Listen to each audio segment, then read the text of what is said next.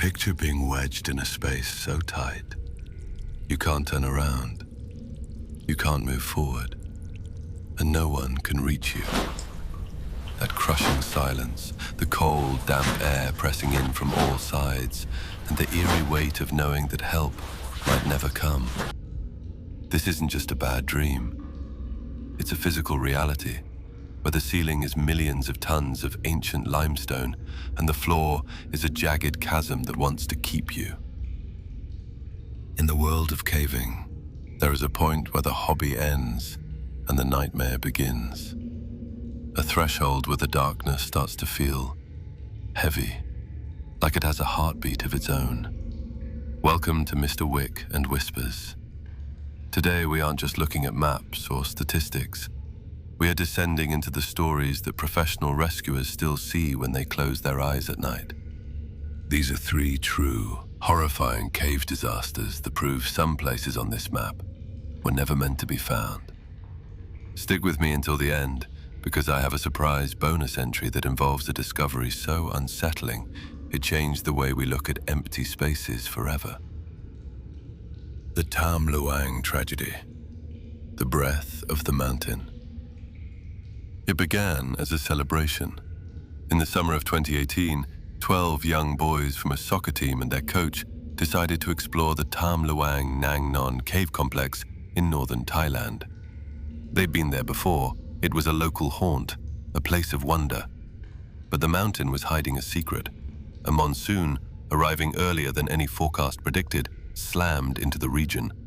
Within minutes, the winding tunnels began to hiss as water roared in from the porous rock above.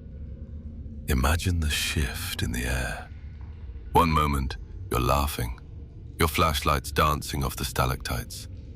The next, the ground is cold and wet. Then, the water is at your ankles, your knees, your waist.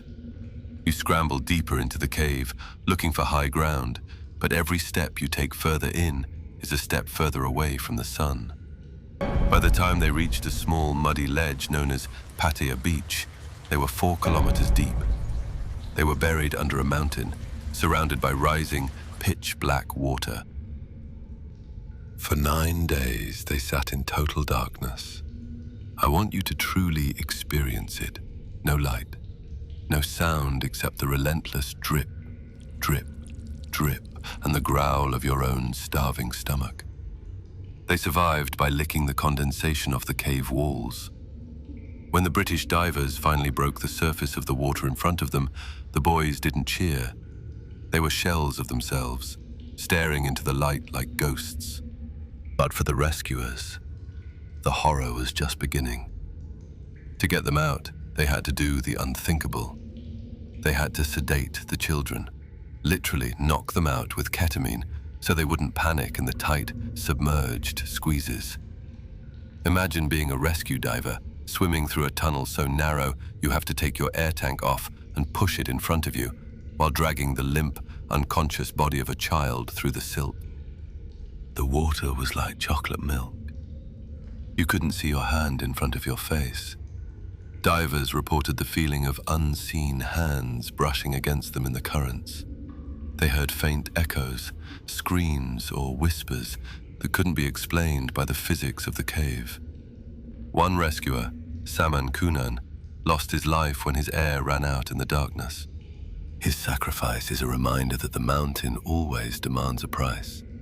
Even now, the divers who survived speak of the weight of that water, not just the physical pressure, but a psychological burden that feels like the cave is still trying to pull them back in. And that feeling isn't unique to one place, because there are other caves where the danger isn't just the environment, but the sense that something shifts when you go too deep. The next story takes us far from Thailand, to a place where the earth doesn't just close in around you, it drops away beneath you. The Gouffre Berger disaster, the vertical abyss. In the heart of the French Alps lies Gouffre Berger. For decades it was known as the deepest cave on the planet, a vertical labyrinth that plunges over 1,000 meters into the gut of the earth. It is a place of megaliths, giant chambers that could hold cathedrals, connected by meanders, passages so tight they feel like a closing vice. In 1996, the cave decided to remind the world why it's nicknamed the Cave of Death. It started with an experienced caver named Jean-Pierre. He was deep, hundreds of meters down, when a simple slip turned into a catastrophic fall. He was stranded, his body broken, in a chamber that felt more like a freezer than a cave. When the rescue call went out, some of the most elite cavers in Europe responded. They knew the risks, but Gouffre Berger is temperamental. As the team descended, the weather outside turned. A flash flood began to pour into the vertical shafts. Imagine being suspended on a rope, hundreds of feet in the air, while a literal waterfall of ice-cold water smashes into your head. The rescue mission quickly devolved into a fight for survival. The narrow choke points became death traps. Landslides, triggered by the rushing water, began to seal off the exits. The team found themselves trapped with the very man they came to save. Oxygen levels began to plummet as the water displaced the air. But it wasn't just the water. Rescuers reported a pervasive sense of dread, the feeling that the cave was reacting to their presence. Communication lines, reinforced for deep earth use, simply snapped. Equipment that had worked for years suddenly failed. In the flickering light of their dying headlamps, rescuers swore they saw figures standing at the edge of the shafts, figures that shouldn't have been there. By the time they finally breached the surface days later, the team was unrecognizable. They had spent over 50 hours in a state of constant fight or flight. Jean-Pierre was saved, but at a terrible cost to the mental health of his rescuers. They spoke of the eternal silence of the gouffre, a silence that doesn't just mean a lack of sound, but a void where hope goes to die. They say that once you've heard the silence of the berger, you never truly hear anything else again. And once you've heard it, they say it doesn't leave you. But as disturbing as that silence is, there are places where it's not the silence that stays with people. It's what was left behind. Because sometimes, the deepest caves don't just trap people. They take something and never give it back. The Riesending collapse, the labyrinth that watches. Deep in Germany's Bavarian Alps, the Riesending cave system stretches over 26 kilometers. It is a vast, alien world of vertical drops and freezing temperatures. In 2014, Johann Westhauser, one of the men who actually helped map the cave, was struck by a falling rock 1,000 meters underground. The injury was severe, a traumatic brain injury in a place where a helicopter cannot reach you. What followed was the longest, most expensive, and most harrowing rescue in European history. Over 700 people from 5 different nations descended into the abyss. It took 11 days just to move him to the surface. I want you to imagine being one of those rescuers. You are 5 days away from the nearest exit. If you slip, if your light fails, if you get a cramp, you are a dead man. The cave was so deep that the rescuers had to set up camps in the darkness. They slept on the cold stone, listening to the cave breathe. In these camps, the psychological horror took root. Because the cave is so deep, the barometric pressure and the isolation do strange things to the human mind. Rescuers began to experience collective hallucinations. They saw shadow people darting between the limestone pillars. They heard the sound of a woman singing deep in the unmapped lower levels where no human had ever set foot. The equipment began to act up. Digital watches sped up or stopped. Radios picked up interference that sounded like rhythmic tapping, like someone was knocking on the rock from the other side. The rescuers felt an instinctive surge of fear that they couldn't explain. It wasn't just the fear of falling, it was the fear of being hunted by something that didn't need eyes to see. Johan was eventually brought out, a miracle of modern engineering and human will. But the rescuers who spent those 11 days in the bowels of Riesending came back changed. They talk about cave fever, a lingering feeling that they left a piece of their soul down in those deep shafts. Some refused to ever go underground again. They say the cave didn't want Johan.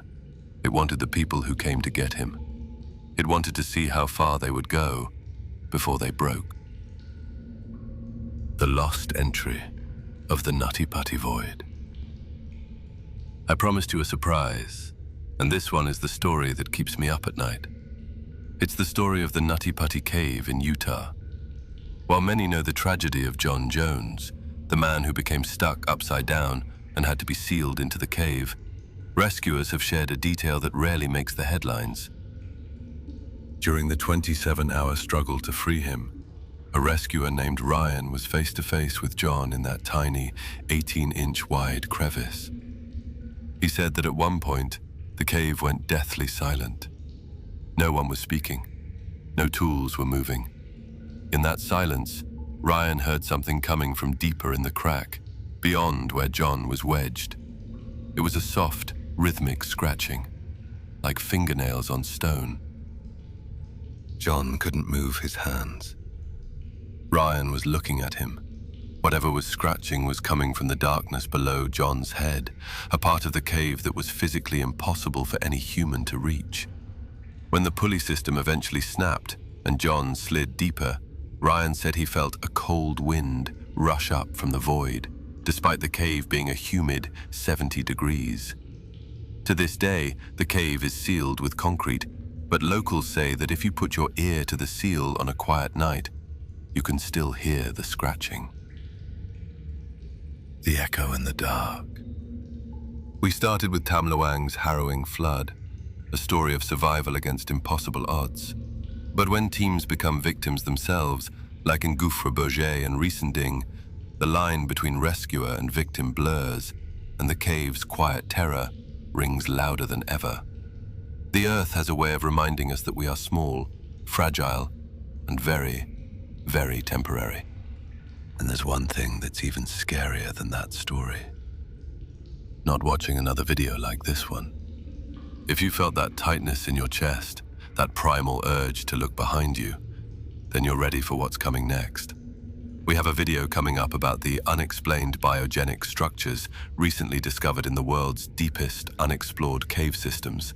Strange, organic formations that suggest something has been breathing in the dark long before humans ever walked the surface. Let us know in the comments which one shocks you the most so far. Was it the sacrifice at Tam Luang, or the scratching in the Nutty Putty Void?